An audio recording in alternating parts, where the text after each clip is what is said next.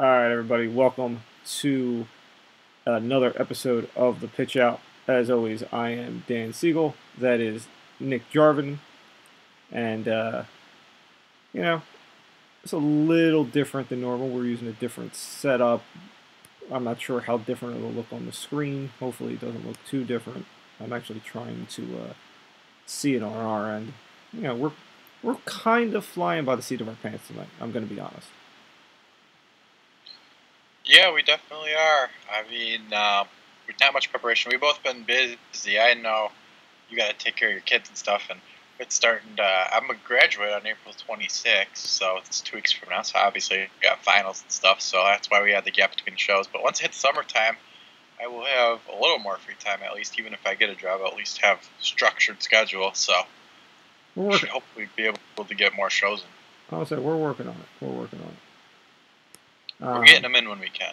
Yeah, I was gonna say, and even our little our rundown here on the side, if you can see it. We don't have as much as we did in the early shows because we're flying by the seat of our pants here. As things come up in our heads, we'll use them. But we're just kind of going with the general consensus here today. Yeah, we don't have great connection either, so well, I apologize in advance if we are talking over each other. Again, as I said earlier, we never have quick connection. Nope. And we both have Comcast. That says a lot about them. Or do you not have Comcast? Yes, I have Comcast. Okay, that's what I thought. That's why our connection equally sucks. I am not. I'm trying to get confirmation. Normally, we are doing this live over YouTube. I don't, because we're doing a different setup tonight. I don't know if this is going live. So if we are live and you're watching, thank you. If not, when we're done, we'll get the recorded version up. But anyway, so now that we've basically fully admitted that we're doing this with no preparation or idea, let's get into it. And we did most of the predictions in the last couple episodes. The only ones we didn't get to were the Western divisions. But instead of doing predictions, we're now basically 2 weeks in. We can talk about some of the early results. And I know, Nick, you want to touch on some of the surprises, and I will let you start hitting on some of the teams that you want to talk about here as I ever so slightly watch the Met Brave game out of the corner of my eye. Yeah, I'm looking, and I'm pretty sure we're live here. I don't know. It's a little bit behind on YouTube, but I checked on my phone. But he started it when I was drinking my Powerades. I got that as our little featured header. Maybe Powerade will be a sponsor. Yeah, we don't know. Go over. Huh? I said maybe Powerade will be a sponsor. We don't know.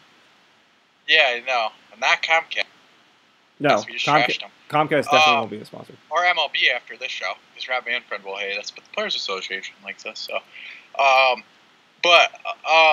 so we didn't get to do the West predictions before the season started, which stunk.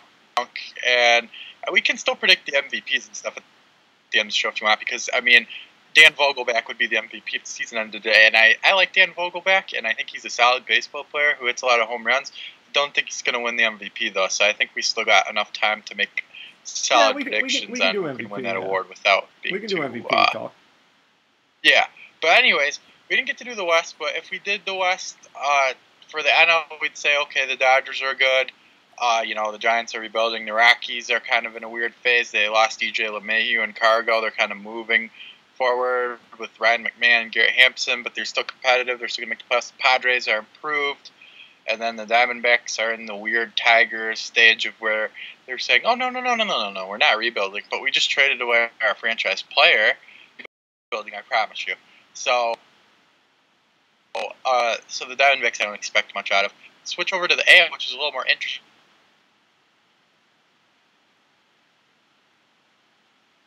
Wasn't on that team, they'd probably be right there with the Orioles and the Marlins. And then you've got the A's, who have not gotten off to a hot start. The Japanese series didn't do them well. You have the Rangers, who are not really expected much this year. You obviously have the Astros, who are probably going to win the division and are a solid all-around team. They're not too far removed from that World Series title. And then you have the Mariners, who have started off 12-2. And I think the most interesting thing about the Seattle Mariners is how they have been able to balance their power and their speed. We've been talking about a lineup with D. Gordon and Mallex Smith in it. But then you've got guys like Dan Vogelbach, who I just talked about. You got guys like Domingo Santana. They went out and acquired Jay Bruce, the Met legend. And don't get me started on Jay Bruce. Don't even do that. Yeah, Jay Bruce has 7 home runs now. Yeah, of 9 the Mets hits. could really use him right now. He's hitting under the Mendoza line. Yeah, but he makes his hits count. So, and Chris Davis, even though we're touching on the Mariners, Chris Davis is in that division. The guy's already got 9 home runs. That's just crazy. But yeah, the Mariners, I just think the most interesting thing about them is their lineup, because they've been able to balance out the power and the speed, which I think is very interesting because, like I said, you've got D. Gordon and Mallex Smith, who both hit a home run this year, in that lineup. So you're going to have a lineup that's with 2 guys who probably are going to steal over 40 bases, maybe over 50 for each of them. So you're talking about 80, 90 stolen bases combined. And then you're talking about a team that right now, I mean, if Encarnacion continues to DH and Bruce and Vogelbach, even if they slow down, they're looking like a team that's going to hit 200 home runs. So, I mean, the offense is really interesting to watch. The main thing for them is if their pitching can hold up. Marco Gonzalez, pretty solid, and Kikuchi looks pretty good coming over. But obviously, Felix Hernandez is kind of washed up at this point. Kikuchi's been up and down. Yeah, that White Sox game wasn't very good. I don't know. I know Japan's not the warmest climate in the world, but I don't know when Japan exactly starts their season. I know it's a little bit later in MLB, but I think it's around the same time. But I don't really know how much experience Kikuchi has pitching in warm or cold weather. So some of that you can rank up to that. April's just weird. Because April's just weird in general. You get these weird streaks, and I mean, the only thing that's legit, I think, so far is Chris Davis is probably done. The other Chris Davis, the one on the Orioles, he's probably done because he's done the 0 for 52. Does Baltimore hold a parade when Chris Davis gets his first hit? I don't know. At this point, I think they're better off as a rebuilding team just releasing him and eating that contract. I know no team's ever done that for that amount of a contract. You would think so, but they refuse to. At what point do you just cut ties with him? He's an albatross. And I don't really understand that, especially because they have 3 first basemen on their roster when Trumbo's healthy. And not to mention, okay, as any astute Oriole fan can put together, okay, despite the fact that he's 0 for the century, when you stare at Chris Davis as an Oriole fan, you're staring at the reason Manny Machado is no longer on that team. They made a decision. They drew a line in the sand. They gave Chris Davis the money, and that was why they couldn't go full bore on Machado. Regardless of the fact that Machado probably wouldn't have stayed anyway, they couldn't even attempt to make any sort of real offer because they threw all the money at Chris Davis. Yeah, I didn't understand that because it was after, I'm looking, this was after what, was it the 2015 or 16 year that they signed him long term? So if it was after 2015, I think it was after the 2015 season that he hit. Yeah, it was. It was after 2015. Yeah. He hit 47 home runs, struck out 208 times, but was pretty solid. It wasn't his best season like 2013, but he really rebounded because he had a really good year. But sorry, we might get some background noises from the cat because he's deciding to leisure around over here. Well, that's fine. If anybody wants to know why I made the weird face a couple of minutes ago, Acuna just took Luis Avalon out of Georgia. Oh, God. That's good for my fantasy team. I'm playing my dad in one of my money leagues. I got Acuna. I kept him, and Freeman kept my Braves over Trey Turner, which got hurt, so it wasn't a bad decision. But, yeah, I mean, we're really jumping all over the place. Yeah, Chris Davis, I don't understand that, really. At this point, he's already... Guess what his WAR is right now? Negative? Oh, yeah, it's negative. Just take a guess, though. How negative? 50? 29 at bats. What did you say? What is it, negative 50, 80? I don't know how far back it can go. Negative point. '08, so we're 2 weeks into the year. It's the 6th year, so we'll put that times 12. Right now he's in pace for about a -10 WAR. So his OPS is -62. But yeah, I don't understand. The guy looks completely lost. He obviously can't add anything offensively. And they've got Trey Mancini, who I'm going to look him up, but Trey Mancini would probably he's probably the most likely piece on that current offense that could be part of their next competitive team. I know it's hard to think about a competitive. Yeah, he's a solid piece. Yeah, it's hard to think about a competitive Orioles team, but he's 27. They're going to need some sort of veteran. By the time they're good, he will be definitely a veteran. And he's been solid his first 2 years. I want to see his defensive metrics. But I don't think Trey Mancini's that great of an outfielder. You think you'd want to move him to first base, honestly, and keep him there. Because, let's see, defensive run saves. Yeah, in the outfield last year, he had -12 defensive run saves. He's at -3 defensive run saves. 17, he had only -4 defensive runs saved in 324 innings, and I'm pretty sure coming up he rated as a pretty average first baseman. So they really need Mancini to get to that first base. So it would actually be pretty beneficial to cut Chris Davis, but it just comes down to pride, really. I mean, you hear about it all the time. I mean, it happens in real life. Businesses won't cut their losses. Sometimes you just got to cut your losses, while you're behind. In a way, you're ahead while you're behind, because if you continue holding on to that asset, you're really just losing out more. So really, sometimes you're coming out ahead, even if you're just cutting your losses right where they're at. So I definitely think that's what the Orioles should do. I don't know how long you're going to allow this Chris Davis experiment to go on, but if he doesn't seriously heat it up a little bit, go on a little bit of a hot streak, at least get his average looking above 100, the Chris Davis line, we'll call it, I definitely think they're going to have to cut him by mid-year. I mean, there's no way that this lasts all year, right? I mean, cut already. I was going to say, yeah. At what point do you cut the cord? Do you 0 for 100, 0 for 150? Yeah, I mean, I mean, could you even fathom somebody going 0 for 100 that's not a pitcher? Yeah. I can't even fathom a pitcher going 0 for 100. There was actually a comparison that I saw on Twitter the other day, because there's some really nice stats accounts that we're going to get into later, because the MLB obviously doesn't like to promote their product. But they compared Zach Greinke and Chris Davis, their hitting, and Zach Greinke, he's got a lot more sacrifice hits and not as many home runs over his last. It's like a season worth of plate appearances almost. But Greinke is a better hitter. You'd almost want Greinke on your team as a hitter. Do you over realize Davis. that John Lester, who couldn't hit a lick, is now a better hitter than Chris Davis? Yeah. I mean, Chris Davis isn't that old either. He's 33, but I just think, sometimes as you get older, obviously your reflexes, slow down. I mean, he's probably just lost at this point. Looking at a guy who you can see a decline. You can see it. Ever since he signed that contract, he went from, he had 262 with 47 home runs. For sure, that contract, he had 38 home runs, and then hit 221, and he did walk about the same amount, but then the next year his walks went down, and 26 home runs, 215, so the on-base percentage went down, and then last year he had 168, 243, 296, which is the complete decline, and this year he's hitting 0, 121, 0. So, I mean, you could definitely see a decline that's happened over time. I mean, some guys just really do lose it a little bit earlier than others, so, I mean, it's probably career over for Davis, but you can't blame him for sticking around, because he's not going to retire right now, even if it makes him look good, because he's got $23 million this year, 23 next year, and 23 the year after that. That is $69 million. You're not going to walk away from $69 million. I would go 0 for 600 for 69. I'd strike out every night for 23. No. Yep. He's not going to walk away, and you can't blame him. I mean, he in a way earned the contract. I mean, I think they overpaid him, but that's an understatement.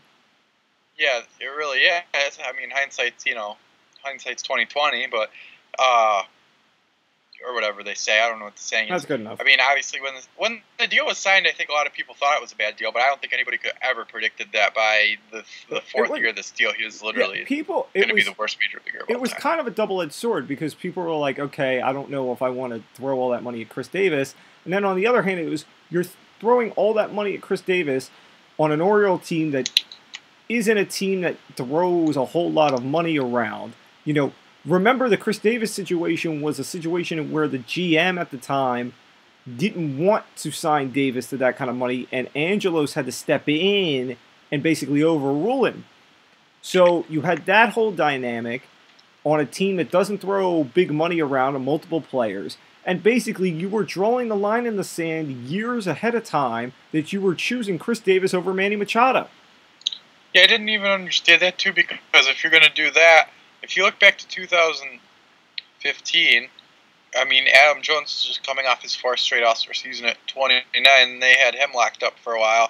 But why not even extend Adam Jones to make him an Oriole for life? I mean, Adam Jones has went through a decline, too, and I mean, I really think he got cheated in free agency because he didn't have a bad year last year. I mean, he's not the all-star player he once was, but he's still a very productive major leaguer. He's the same age as Chris Davis.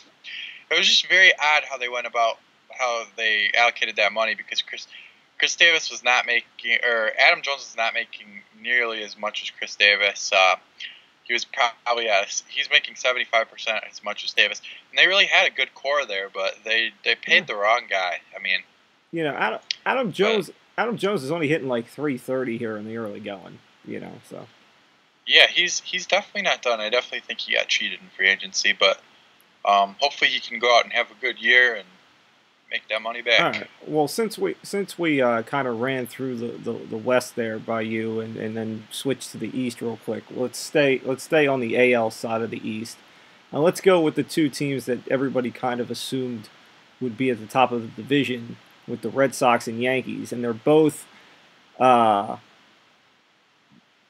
through the mud at the moment, but for different reasons. The Yankees have been hit with the injury bug pretty hard. You know, on our preview show when we did the East, we talked about at the time that was when Severino had first went down, and I told you then that I was concerned about Severino because they were saying, you know, he should be back beginning of May. And I'm like, that is overly optimistic.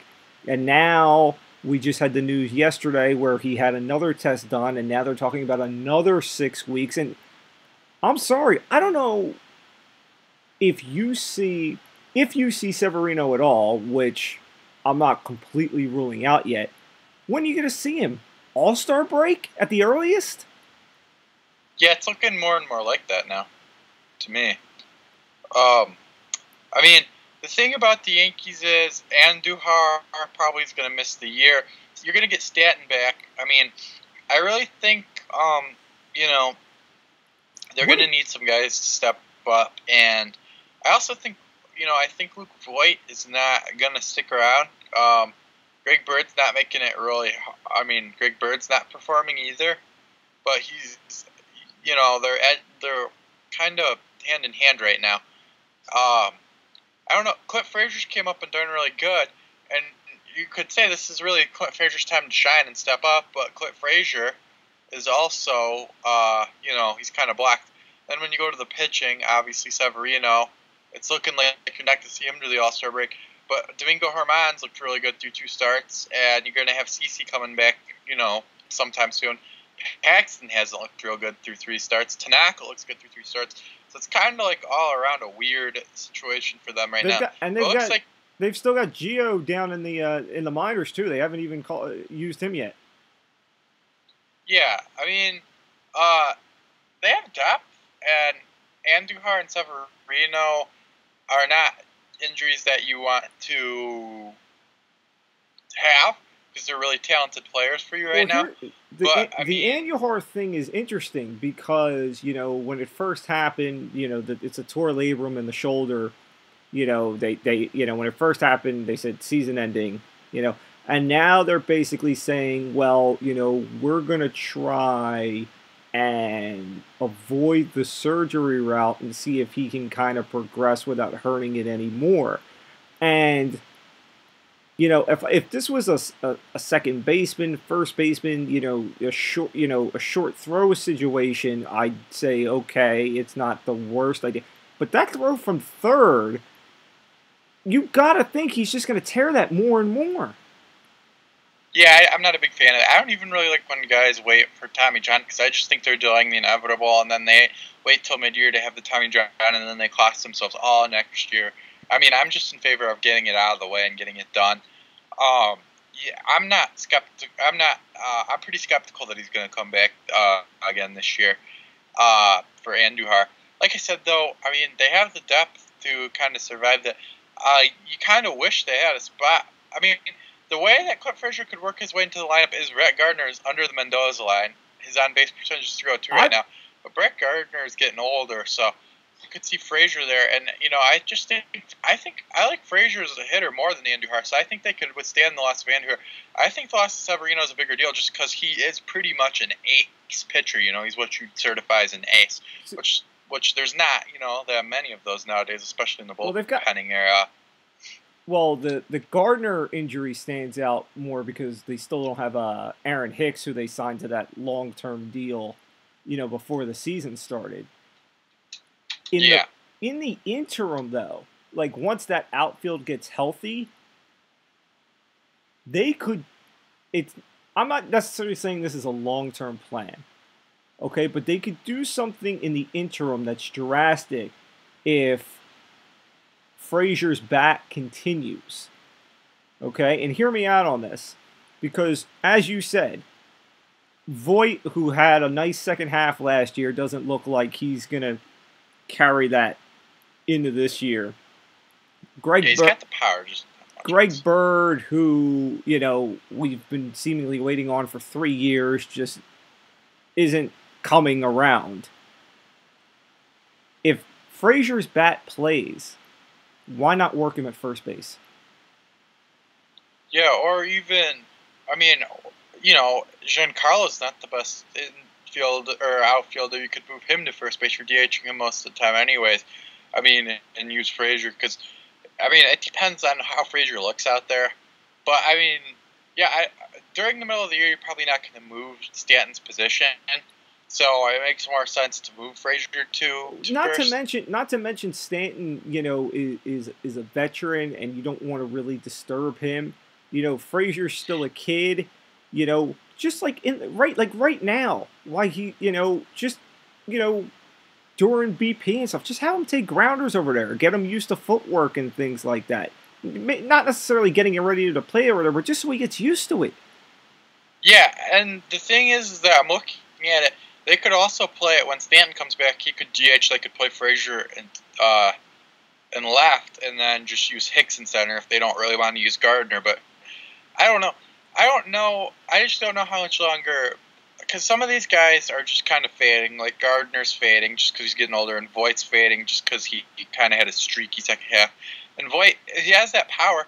Like Gardner and Voit are good bench bats because Gardner has the leadership aspect, and he's still got some speed, so he can pinch run. He can play, replace people defensively late in the game. Voit can become a pinch hitter, guy who starts against lefties, type of guy with power. So those guys aren't completely useless. They're just not guys you'd want starting every day. So when they get that team healthy, it'll be interesting to see how they play with it because they've got a lot of ways they can move things around.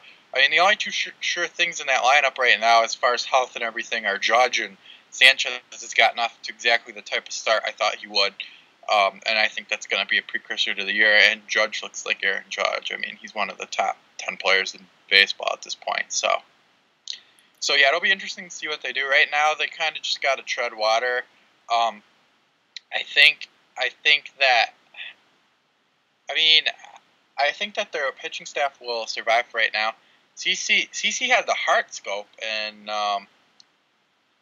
but he I think he's going to be back really soon, so that'll be good. And they've got Gonzalez, and if Domingo Germán, he's kind of one of those like lightning in a bottle pitchers, where he's kind of like Jose Barrios. Will I have these great games, and he could just be, his stuff's so nasty sometimes that he's so hard to hit. So he might be prone to the long ball, especially in that stadium. But Domingo Germán's a guy to keep your eye on. Because if he can keep it going and CC can keep it, CC can come in and be that veteran starting pitcher. And, Paxton's going to obviously, I think, settle in. And Tanaka's looking really good so far. They're not really out of it. And we haven't even mentioned the fact that they still have one of the best bullpens in baseball. So I think they're going to bounce back. Then I don't know if you want to hop into the Red Sox, who that's where I was going to go, because the Yankees are middling, but you can find positives, and at some point they're going to get not 100% healthy, but they're going to get healthier. The Red Sox, on the other hand, are healthy, and they're not just middling; they're bad, like really bad. And you look around, and you're looking for positives, and you're not finding any. When we did our preview show and we talked about the Red Sox, our big question was, okay, well, the bullpen, who's going to close? Because they didn't bring back Kimbrel, and they've got a lot of guys in there, but they don't have, like the closer. They haven't had to worry about it because they haven't had to go there a whole lot. Yeah, they've had Brazier close out twice and Barnes once, so. But I mean, in fantasy, it's still a mystery.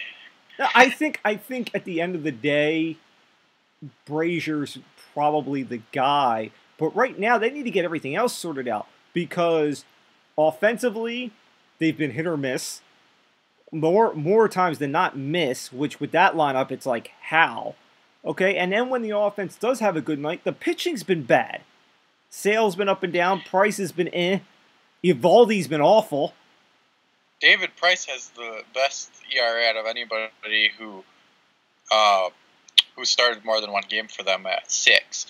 Chris Sale's ERA is 9 through 13 innings pitched, so he's given up 13 earned runs, 4 home runs, and his fielding independent pitching 726. I mean, it's really early. Like I said, you should never really overreact, but the Red Sox are a team that scare me a little bit because they lost that bullpen help. Their pitching rotation, I mean, they've got a lot of volatile players. You got Jakey Bradley, who's a good defender, but you don't really know what you're going to get from him offensively year to year. Pedroia's old now. Mitch Morrill and Steve Pearce, is that going to work out at first? Their catching situation's good defensively, but offensively, Christian Vasquez doesn't really cut it. I mean, Bogarts is doing okay. Betts is doing bad for Mickey Betts standards, but he's still hitting 255, 321, 511, so Betts will be fine. JD Martinez is fine. Benintendi's fine. I think Rafael Devers really needs to step it up this year for their offense to do big damage. And, Chris Sale, I mean, he showed some signs that he might decline a little bit maybe in the future, but you still think that he has another year or two of being an elite pitcher before maybe that starts. But he has not looked good. I mean, Price is, he's 33 now. He's getting older. He's not what he once was. Do you think that, because Sale had the history of fading in the second half, in that August-September years, and the Red Sox really kind of tried to avoid that by kind of, semi-shutting him down, limiting him there toward the end of the regular season to have him ready for the postseason. Do you think that, in the end, it's probably an equal workload if you looked at it and you break it down, but do you think that the later workload is now having an effect on Sale's early season? Yeah, I don't know. That's a good question because he never went that deep into the postseason before last year. So, I mean, if it's something that happened again, it would be interesting to see if he, rebounds this year and then it happens again next year and rebounds. Obviously, there's a little bit of a trend there. So, I mean, I don't know. I mean, last year he was good in some ways, as good as he was in years past, but in some ways, I mean, he just wasn't as healthy the whole year. He was just as good, I guess is the way to say it. But the health's a little bit of a concern for him. He's never had the best mechanics, so that's always the scariest part for Sale because he didn't really decline statistically, but there's always that injury risk with him. And to run through the rest of the rotation, Porcello, I mean, he won the Cy Young one year, and that's great and all, but he's really not a Cy Young. I was going to say, he's never going to be that 20-win guy. Yeah, Eduardo Rodriguez is an enigma. Rough. He's an enigma. That's what he is. Yeah, and then Eovaldi's good as a 4 or 5 starter, but I think he gets a little bit overrated just because of his postseason performance. I think the Rays had the right idea of how they were using him. They're kind of using him as that 4th guy, kind of tweener when they bullpenned, in between last year before they traded him. And they didn't have as high expectations, so... I'll tell you what, Eduardo... he's a strikeout pitcher, but he's got a straight fastball. Eduardo Rodriguez is the biggest tease in fantasy baseball Because if you're in a keeper slash dynasty league and you have Eduardo Rodriguez, okay, you refuse to just dismiss him because he's young and he's shown the flashes, and really it's the injuries that have kind of kept him from. But when he is out there, he's an enigma because you get the flash of that's Eduardo Rodriguez, and then I get just garbage. Yeah, I agree. He's like hit or miss, you know. His strikeout to walk ratio is it's been like 3.24, but this year it's 1.17. So that's like the big thing that's killing him right now. He can get a little bit wild and a little bit hittable at times. So it's just he's, you know, I don't really know how to describe him. He's imperfect. He's definitely, you know, work in progress always, it seems like. So I don't know. The Red Sox start is honestly a little more concerning than the Yankees to me, though, because A, everybody is healthy. The Yankees are dealing with some injuries. The Red Sox start is way worse. Yeah, and B, it's like the key players are really, you know, they're not looking real good. So and while these two teams are trying to figure themselves out, the Rays are over here just winning every game. Yeah, I told you to watch out for the Rays this year. You weren't very sure, and I said to watch out for them. I'm watching them, and I'm still trying to figure it out. I mean, Glasnow is showing what we thought Glasnow could be, so that doesn't surprise me. But I mean, every night they're throwing somebody out on that mound, and I'm waiting for the bottom to fall out, and it hasn't. Yeah, I know. They've got a really good bullpen. You should see their minor league system, too. We're talking about a team that can pull in September or August when the season gets late. They can pull. I mean, they're going to have Nate Lowe in the minors. They've got catching depth in the minors. Mike Zunino continues to hit 088. They got Nick Trufio in the minors. They've got a lot of guys. Brett Honeywell's going to be. That's the piece that I'm waiting on, because here's the thing: if they are in it, and by all accounts, I mean the early, you know, we're 2 weeks in, so I'm not overreacting to anything, but they're showing signs that, hey, you know, they'll be in the mix regardless of whether the Yankees and Red Sox find themselves. But post All-Star break, you know, July, you know, early August, you add Brett Honeywell to that mix, that's a difference. Because you and I know, and people who follow minor leagues know, and people might have saw a glimpse before the TJ, Honeywell is a difference maker. Yeah, he's got a screwball, so his stuff is really, you know, his stuff's really unique because not many people throw a screwball. So he's kind of got that X factor to him to go along with his fastball and everything. So it's definitely, you know, he's an interesting case, and if you can add him to that rotation, that's good. And another thing I want to point out about the Rays, guess who their top two players so far in WAR are? Oh, God, you're going to make me think of the lineup. Well, you mentioned one earlier. He's a pitcher, one of them. Well, Glasnow, I would say. Yeah. What's that?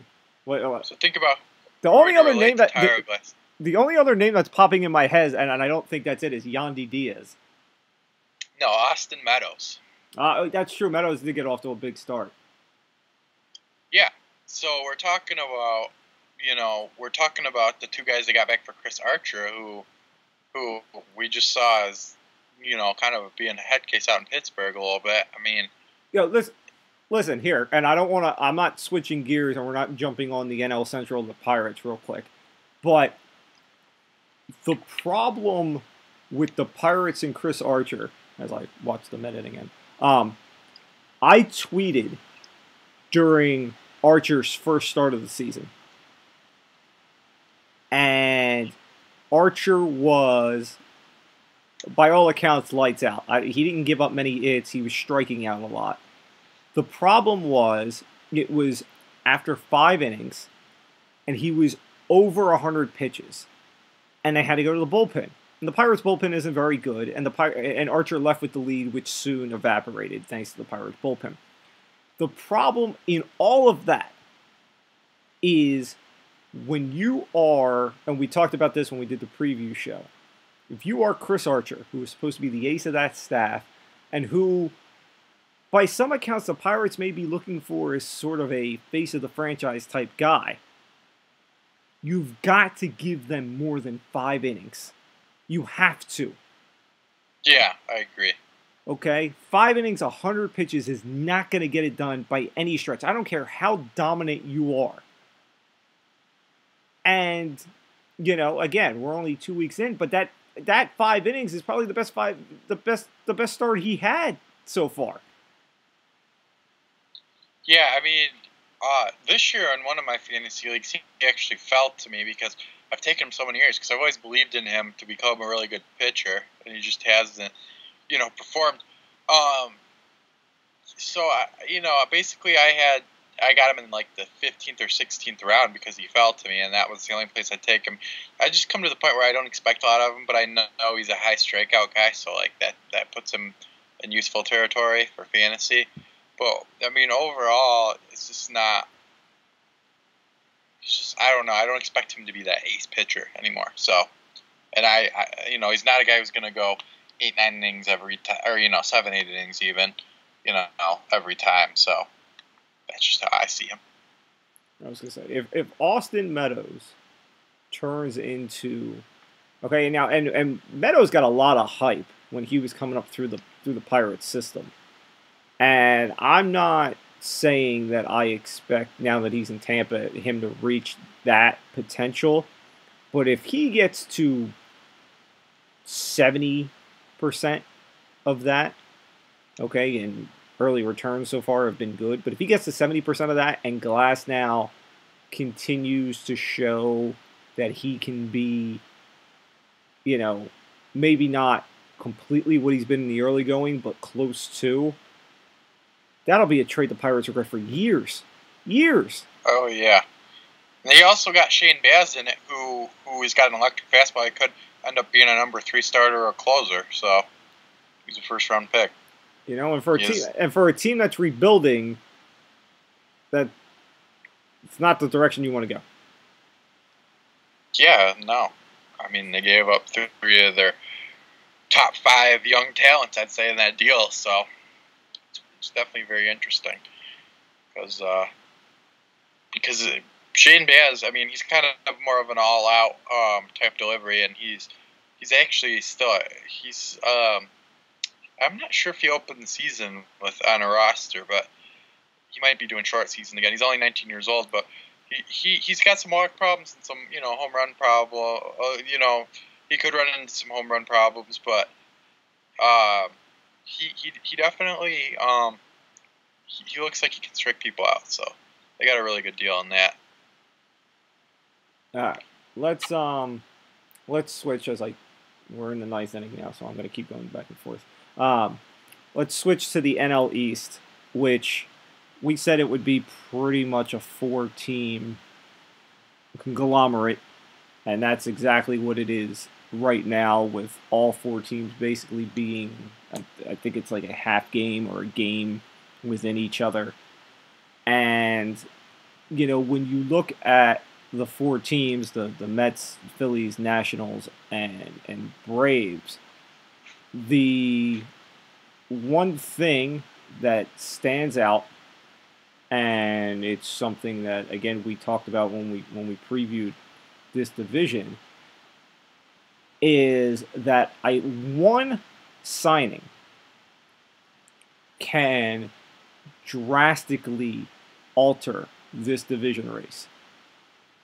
It's that simple, because the Mets have been linked to Dallas Keuchel a lot because of Vargas in the 5-hole, which is just a waste of time. And yeah, I mean, Fangraphs projects Keuchel to be like a 2 WAR, whereas Vargas is like a 0.5. So yeah, it's an upgrade, but it's not an altering, upgrade. Yeah, it lengthens the rotation. You can argue the rotation might be the best in baseball with Keuchel, whatever.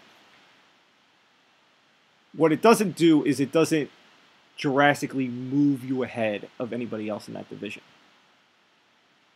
Craig Kimbrell going anywhere in that division will suddenly take that team and move them ahead of everybody else. Because you look at the Nationals in the early going, you look at the Phillies in the early going, you look at the Mets in the early going. All the bullpens have had problems. All of the bullpens. Okay, the Mets bullpen here, as again, I'm watching. Okay, Diaz, when he's gotten in, has been fine. I mean, he let up his first run last night, I think, but overall he's been fine. But the bridge to him has been awful. Familia is still Familia. Okay, 9th inning, 8th inning, he's still Familia. He still has problems. Lugo hasn't been Lugo of last year. Gazelman has struggled. The Phillies bullpen has been atrocious. Robertson, we talked about Robertson before. He's not a closer. Okay. Neris has been hit or miss. Yeah, and the Nats bullpen has been atrocious. Trevor Rosenthal got his first out of the year yesterday. He finally has an ERA. Yeah. Craig Kimbrell. And by the way, I think Trevor Rosenthal would get Chris Davis out because I've seen that tweet a billion times. That would be an interesting battle, though. I think he'd get him out. Probably, but still very interesting. But Craig Kimbrell tips the scales in this division. Yeah, I mean, for sure. I think he would do more. Kimbrell could do more. I think Keuchel could do more for the Mets, whereas Kimbrell could do more for a team like the Phillies or the Braves or the Nationals.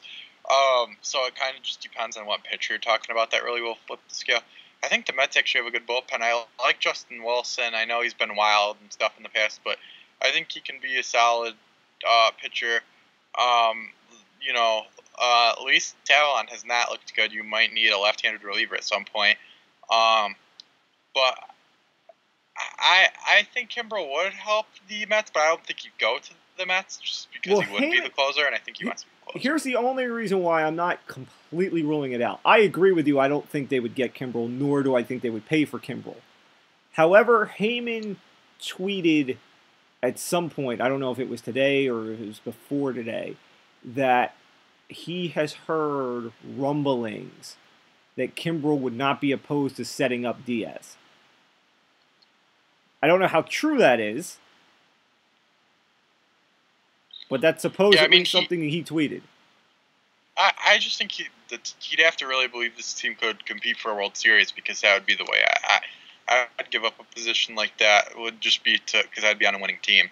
So, I mean, the Mets are in good shape all around, though, when you look at it. I mean, you got the four starters doing, they're a little, it's a little early, so Zach Wheeler had a really bad outing, and Syndergaard's kind of look shaky, but, Wheeler's not going to be that bad. Syndergaard, you got to think, is going to come around. Pete Alonso looks like he's the next coming of Paul Goldschmidt. That's legitimately who he reminds me of. Go watch his swing. He reminds me of Paul Goldschmidt. Since you're talking about Alonso, and I already said I'm not going to overreact, but I'm going to throw this out there, and it is an overreaction. I'll admit that it's an overreaction, but I'll do the stretch here. Okay. And Diaz closes it out. Okay, I'll take that. Moving on. Early accounts certainly don't do anything to close the idea that Alonso could and may very well likely be NL Rookie of the Year. Especially if he continues the pace that he's on, because he's just been on fire here through the first, Baker's dozen full of games or whatever we're at. I mean, he hit another 2-run bomb tonight. If the Mets win the division and Alonso continues on the torrid pace that he is on, could we be in a place to have the discussion of a Rookie of the Year who also is the MVP? Yeah, definitely in that league, because there is superstar players like Chris Bryant and stuff, but Goldschmidt's never won it, but there's just not really that one, like, like in the AL, there's a lot of them. Like, you could take a lot of players from the AL, put them in the NL, and it's like, oh, that guy's MVP. You could take Trout, you could take Betts, you could take Bregman, Lindor, Ramirez, Davis. I mean, there's not really that guy though in the in the NL. So I think you could. I don't think he's gonna keep up an MVP pace. But he really does remind me of Paul Goldschmidt, and I think he could follow that career path for sure. The Mets' biggest problem right now, though, is their infield basically has a second baseman that's 36 years old, Robinson Cano, and then J.D. Davis looks bad defensively, so their infield defense leaves a little bit to be desired. All right, here's the.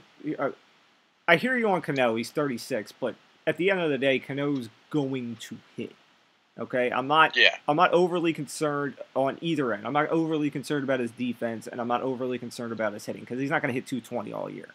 Okay, the third base situation will be rectified here in the next week or so. Todd Frazier, who has been hurt, has progressed really well in rehab. They're talking about calling him back up as soon as this weekend, so he can play at third. I think once he comes back up, you get a rotation of him.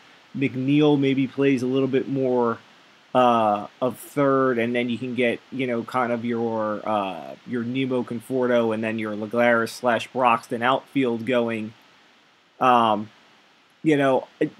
reason J.D. Davis has gotten so much play at third base early on is because for some reason, and he had the one breakout game that won him a game, but for some reason they really like his bat, and outside of that game, the bat hasn't been huge, but they really like. But yes, okay, when you he has David Wright had, and he worked on this a lot in his career, but early on he had this problem too, and he always had it. He just really learned how to shorten it, where when he'd field the ball, he'd have to do almost the double pump before he threw. All right, you would always see him where he tapped the glove twice and then throw, and depending on how much time he had, it would be on how quick or slow he'd do that pump. Davis has the same thing, except Davis hasn't learned. Wright only did the double pump when it was at first. Okay, Davis does double pump to everywhere. Okay, he's trying to turn double play, he's still got a double pump. That's number one. And number two, depending on no matter what the speed of the runner is, he doesn't speed up his double pump. Okay, so I could have, whoever, Billy Hamilton or Jared Dyson running down the first base line, and my man's going to take his time doing this double pump. That doesn't work. So I think you'll see less J.D. Davis at third base here in the upcoming weeks than you've seen here in the first couple. Yeah, it's interesting for sure. I mean, McNeil's hitting to justify it, so Frazier's hurt. Listen. So it'll be interesting to see. We're sitting here, and I said I'm not worried about Robinson and Cano hitting because that's going to happen. Okay, but as much as we expect Robinson Cano to hit, Jeff McNeil is the young Robinson Cano. He's just not going to hit for that kind of power. But Jeff McNeil's going to hit. Last year wasn't. For sure. Last year wasn't a fluke. Yeah, I agree. I mean, he's a good hitter. I mean, he's shown that, and he's not stopped hitting since he got to the majors. So he definitely has earned playing time for the Mets. So it'll be interesting to see how they use it. But they should use him at third. Davis is kind of a good bench piece. Here's basically the things I've taken out of this division so far in the early going. Okay, the Mets offensively have improved the rotations there. If they can get that bullpen to shore up even a slight bit, they'll be in really good position. The Phillies have pretty much done exactly what we thought they would do, which is try and bash people's brains in. And if the offense is off on a night, they don't win ball games. Or if it's a tight ball game, then the bullpen's imploded. The Nationals really need a manager. And I feel like we say that every year, but they really need a manager. They make too many mental mistakes, and that comes from the manager. I mean, why do you have base running errors and all? Like, just simple baseball things. Okay, so but despite the bullpen problem, but just on the field things worry me about the Nationals and the Braves. Forget what's going on the field. What is Alex Anthopoulos doing? How is he doing this? He just signed Ronald Acuna and Albies for pennies on the dollar for the next quarter century. Yeah, that was amazing. I thought the Acuna deal was a steal for them. The Ozzie Albies deal. Ozzie needs to fire his agent. I mean, well, that's what I want to. That's what I'm getting at. Need to be anything but average. Either Anthopoulos is the best negotiator in all of sports, or Acuna and Albies got like bad translator agents when they came over. Because this is how does Albies sign this deal? I think Albies speaks English. I think he's from the Netherlands. I think they speak English there, so I think he knows. How in the hell does he sign this deal? I don't understand. I don't understand it. He's been a little bit inconsistent and streaky in his career so far. Like the second half of his season last year left a little bit to be desired, but he looks very promising to me. You got a 2020 talent who could be a top of the order hitter, and basically he signs a deal where he only has to be an average. I mean, even if he was just average, just league average every year, just worth 2 wins. I mean, that deal is a pretty solid deal still. So I mean, they really got a steal from that. That rivals the original Salvador Perez deal, but I think it could be even worse because Salvador Perez isn't the best defender, so it kind of takes away from his value. Perez has flaws in his game, but he's a real team leader. But his original contract was pretty bad too that he signed. I'm trying to look it up. He signed a new 5-year, $52 million deal, but he originally had it was like a crazy bad deal. People, were going nuts when like the run of extensions happened. After Harper had signed, we got like the Severino deal, and we got the Nola deal, and we had that like run of extensions there for a week. DeGrom got signed there toward the end. But we got to. When we get to the labor negotiations / strike, because that's what's going to happen, okay, we originally thought that the free agency freeze out and this early slew of contracts extensions would be like kind of the exhibit A at the table from the Players Association. Not anymore. They're going to show the Ronald Acuna and Ozzie Albies extensions and go, what the hell is this? This is the problem. Right here. Exhibit A. Yeah, I mean, they're going to have to give that belt to the Braves this year that they've been giving out. Yeah, that's another thing. First of all, forget the fact that that's just asinine that they do a belt for a team that does that quote unquote the best in arbitration. But how do you let that out? How does that get out? Who are rich and think they can get away with anything. Like, I would rather there be a story. Okay, I would rather they send me that belt in a box that said sex toys than have it be known that it's a belt for arbitration. I'd rather they think I'm getting, weird whatever sent to my house than that. Yeah, I mean, it's just not a good look. I mean, you can definitely use that, and a negotiator is that's gonna give, that's gonna give them more sympathy towards the players than the owners. I mean, overall, I'll go into my little tangent in a second here about. Because MLB's limiting the video access we have now. Yeah, go ahead. I was going to say, go ahead. We can transition into that. Huh? I was like, go ahead. We can transition into that now. Yeah, I mean, that's just ridiculous.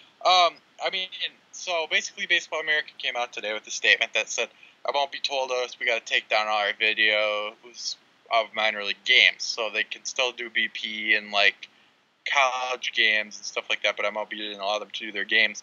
And then another thing was that MLB got rid of their search bar. I buy MLB TV every year, and it comes with the app. And I like searching for things, during the middle of the year, like if I want to see, sometimes I get on where like I want to see my guys on my fantasy team, hit home runs or whatever. So you just type in like my favorite player is Nick Castellanos. So we'll just type in, let's pretend you type in Castellanos home run. If you want to see him, it's home run. So you can, type it in and you get the 25 results on your phone, or you can search it on your computer. You get all the results. They just took that away this year, and they only post the condensed games on YouTube. And if you want to get an embedded link for a highlight, you have to basically email them. So it makes it a lot harder for them to get their highlights out there. And I don't get how that makes any sense for an organization that's trying to, spread the game in any type of way, because nobody can see the cool highlights. Like on Twitter, I don't know if you follow Pitching Ninja, you can see stuff like how, pitchers stuff moves and how they release the ball and stuff. That makes it really cool. It's good content for, for people. And you just it's hard to understand why MLB would want to do this. And then they're limiting now the access to the minor league games. And I also read a tweet where minor league teams were told not to tweet out videos of their highlights on Twitter this year. So yeah. Daz Cameron, I was in Toledo the other day. I saw Daz Cameron hit an opposite field home run, which is a great sign. It's always good to see your young guys do something like that. And he's, starting to look like he's almost ready for the majors. He still needs a little time in AAA, but he's definitely got those tools that'll, translate over to the majors. He's got the same power his dad has. But the Mud Hens could not tweet out that cool home run and, get people's attention. People say, oh, my goodness, Mike Cameron's kids down in Toledo doing some cool stuff. And, kids getting into it, maybe they see it and then they're like, oh, I like this Cameron. You don't have any of that. It's just ridiculous. I mean, I can still go onto YouTube and they're not blocking access like Fangraphs, and there's my MLB prospect portal. I can still watch videos of guys. I was actually watching videos of Pete Alonso and Brett Honey while we were doing this, just to see things. And you can still watch them, but it's just MLB's making it really, really hard for you to do anything. And the thing is, can you imagine, Fortnite? I mean, kids love Fortnite. MLB wants to get kids into the game, right? Kids love Fortnite. Fortnite doesn't constrict what's on YouTube. They let people, or streams, they let people run their streams where they're playing their game and profit off of it because it's free promotion for their games. That's how they're getting paid. They're literally getting free advertising. Fortnite doesn't even have to market if they don't want to, because they get so much free advertising from YouTube and stuff. So it's just ridiculous, in my opinion, that MLB would do this. But then I was looking up Rob Manfred today, and I Googled him.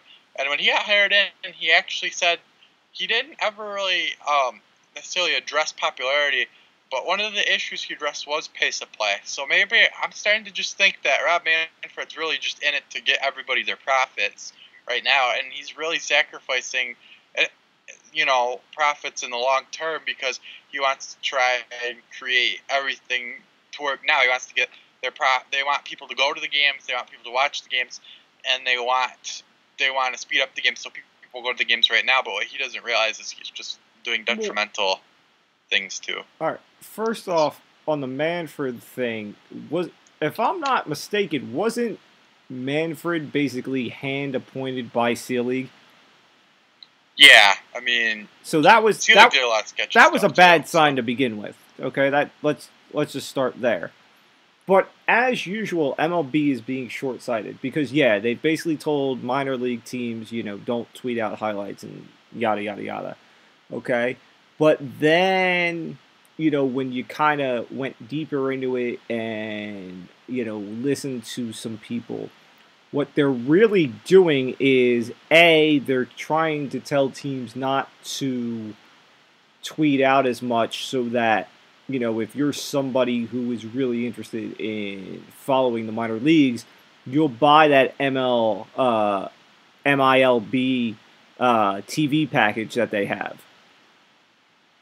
Okay, so that's part one that they have. And then part two, which is the real short-sightedness of this, is they basically want the stuff that's tweeted out to be the guys that are buzzworthy already. Like for instance, Vlad hit a moonshot tonight. That got tweeted out. You know, guys who have the name have the buzz around them already, that stuff will get tweeted out. It's the guys that you don't know or aren't getting the buzz quite yet that aren't getting tweeted out. And that's short-sighted because how are you going to build buzz around these guys if you're not tweeting it out? Okay, like Yeah, I mean, I just don't. I I know just don't what understand. Vlad can do. I know what I'm trying to think of who else is down there that's sort of top. You know, I know what Forrest Whitley can do. Royce Lewis. Yeah, whatever. I mean, we can come. I mean, we can run off 10 names here, but if we go further down the list, you come up with you can come up with somebody else, and you and me may know that person, but somebody else may not, and that's the point. And if you don't tweet out something that they're doing, how are you going to build that buzz unless somebody's going to just constantly keep going to prospect sites or whatever and watch them go up the ranks? Yeah, I mean, I just think they have a real disconnect with their fans right now, which is bad because it drives people away. I just don't think any of these guys that are in charge go on social media, which, I mean, more the power to you. Social media might not be your cup of tea, that's fine. But, I mean, there's fans who really follow stuff on social media, and, there's a following on social media, and just ignoring that and pissing people off that way is just not the way to go about things. Well, think about it this way, okay? Look at Vlad Jr. Okay, Vlad Jr. has buzz because he's got name notoriety. Okay, everybody knows Vlad Guerrero Sr. Okay, so he's got that built in. But when you talk about Vlad Jr., okay, and if you polled 100 people who have seen at least one thing of Vlad Jr., what's the one thing that they saw? They saw the home run derby with Vlad Jr. That's what they saw. Okay? Yeah. And guess what? If it wasn't tweeted out, nobody would have saw it because it wasn't a game. It wasn't something you would have got a package or whatever. It had to be tweeted out. This is what MLB doesn't grasp. Yeah, I mean, I can't state that enough. I mean, that's just ridiculous. I mean, I can't look up the videos now, and that's something that I spent a quality amount of time doing, and it's, upsetting current fans. And I also don't understand how you think that, I mean, an example I always have is I like to get autographs, and, when I go to games and stuff, my dad bought about a dozen baseballs a couple times off eBay for me, but when I was 13 or 12 or somewhere in there, he just didn't buy them. Parents sometimes don't buy you everything you want. So I had, obviously we went to a lot of games. I wasn't like, I don't want this to be like a sob story. I went to a lot of games, so, I mean, he wasn't that spending money on me, but I'd gotten a collection of game-used baseballs, so when a good player came, I just had him send the game-used baseball, which obviously the game-used baseball is worth a lot less than a clean, white baseball. I don't sell any of my stuff anyways, but just like when you look at it, you're like, I could have had that on a nice baseball. Like I got Mike Trout signing a game-used baseball. It's like, I could have had him sign like a nice, clean baseball. It would look nicer just aesthetically to me. But when I'm 12, 13, I don't have that option. I don't have the money, and I can't go out and get a job.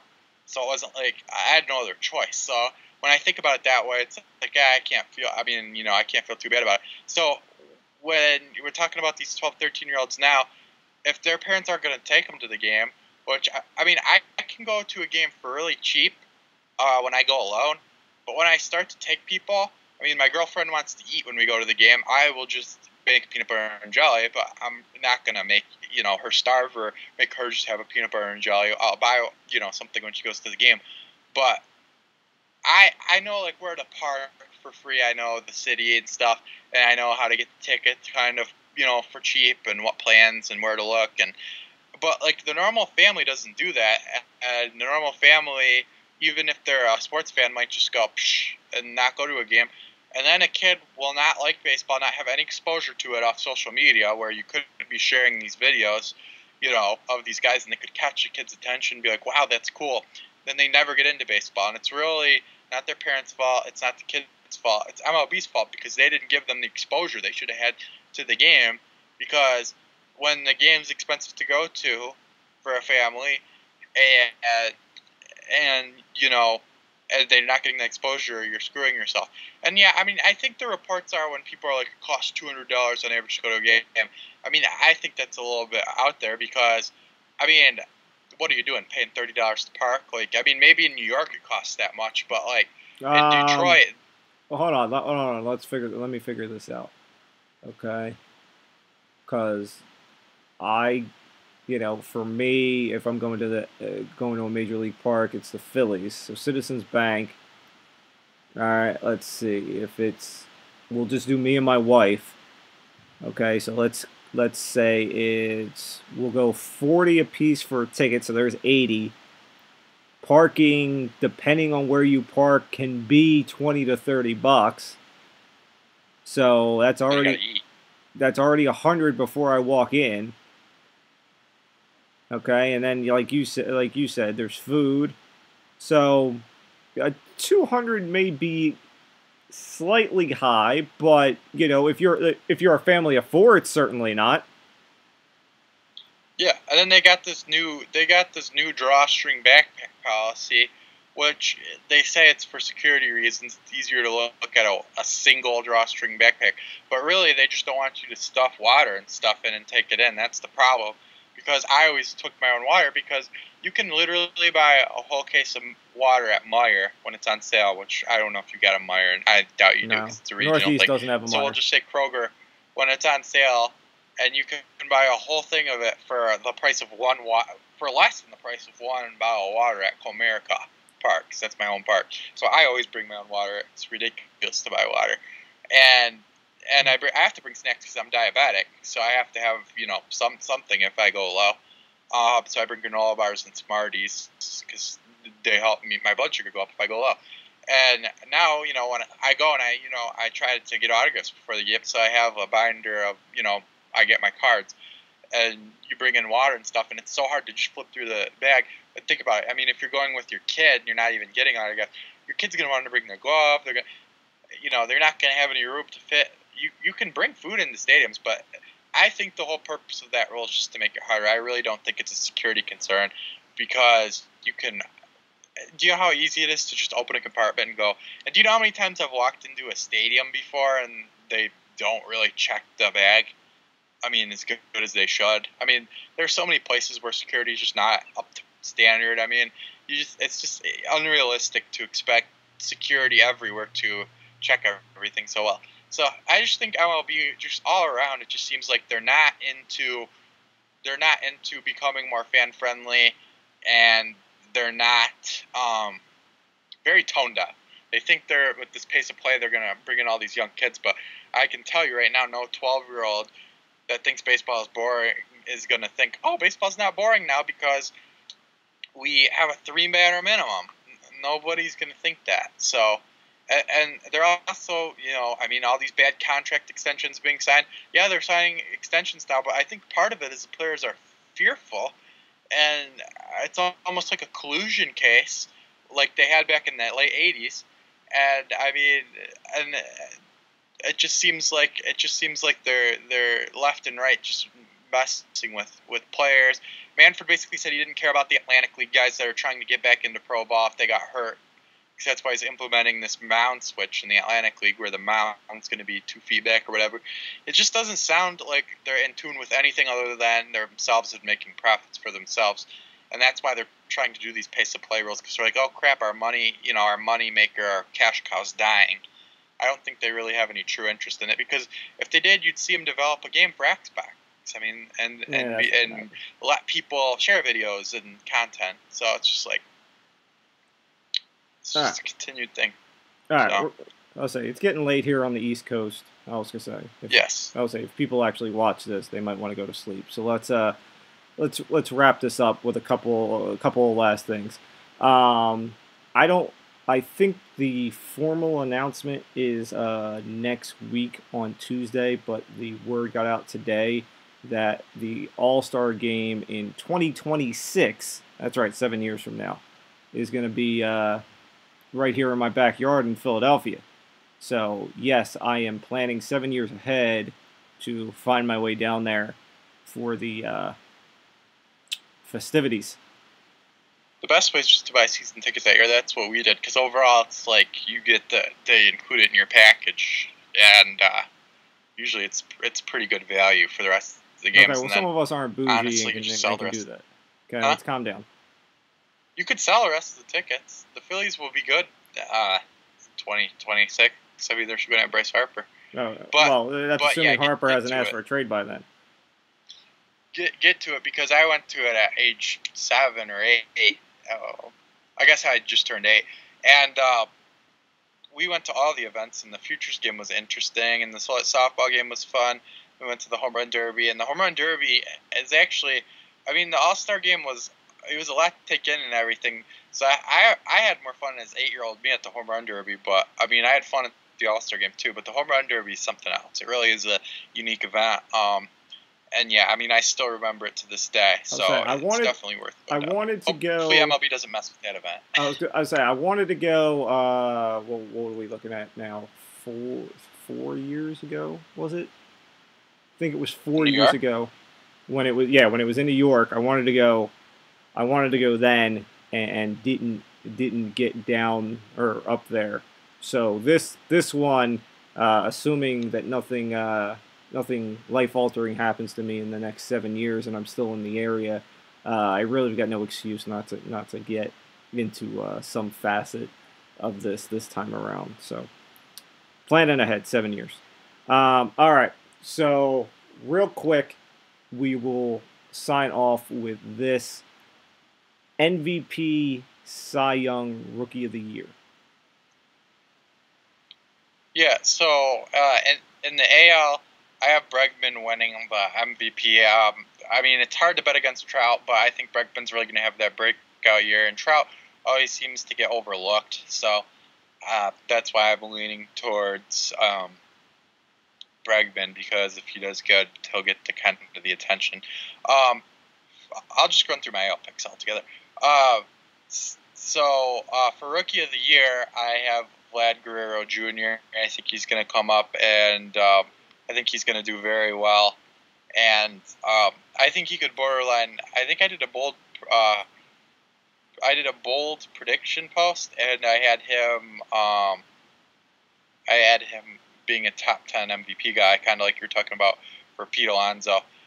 Cy Young, Cy Young's up in the air. I say Justin Verlander is what I said. I just think that he's going to. He's still got one more good year in him, basically.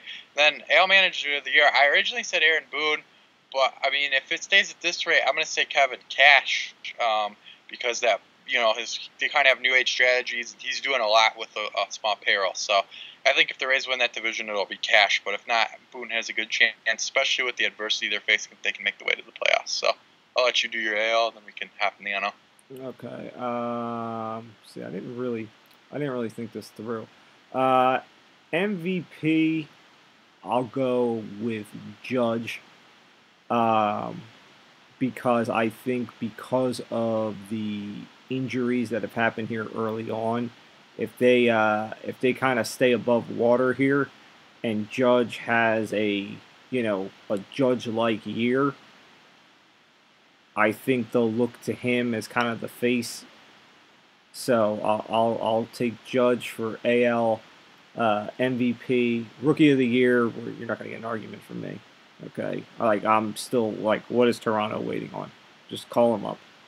Yeah, the offense is anemic. I was gonna say just make it happen. I would say there's no excuse. Those guys and the Tigers. The Tigers are 8-5. There's no way their offense is hitting below 200.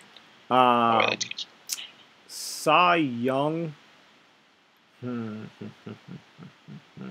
one's hard because it's hard. I got a lot of different ways I can go.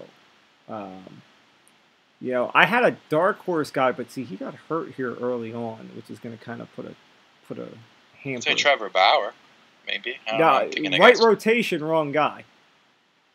I was actually originally I was gonna go dark horse. I was gonna go with Clevenger, but the injury here, Killed him.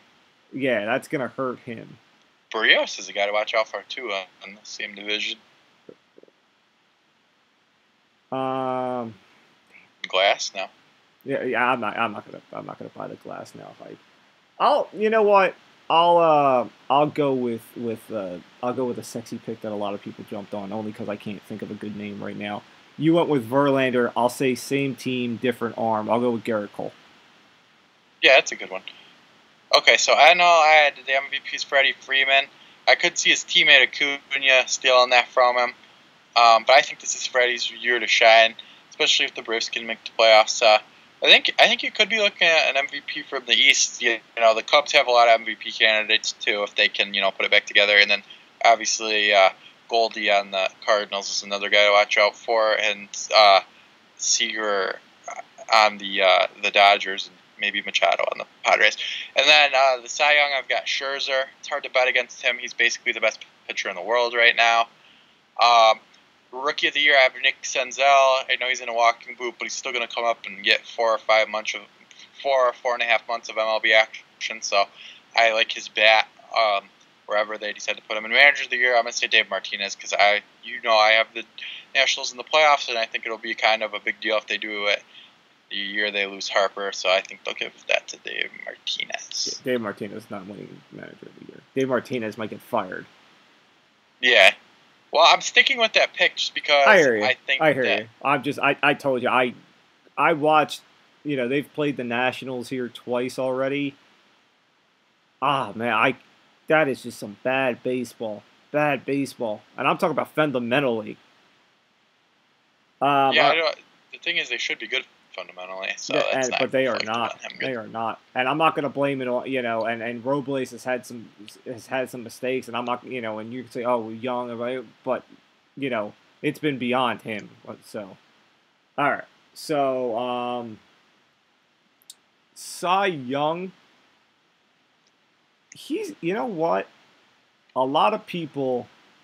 You went with Scherzer. You can never go wrong with Scherzer, and a lot of people, because DeGrom went last year, they went, with the next sexy one in line, which was Syndergaard.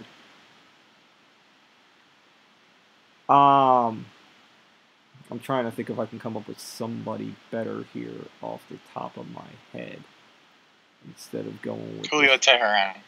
No, not Julio Teheran. That was my joke for the night. Yeah. He's about as good as Jose Urena. Now, if you want to go dark horse and you don't want to go with Syndergaard, Mott's hasn't gotten off to a bad start, and I, it was funny, and I tweeted this out, on opening day, you did this, and I kind of piggybacked off you. We tweeted out a player for each team,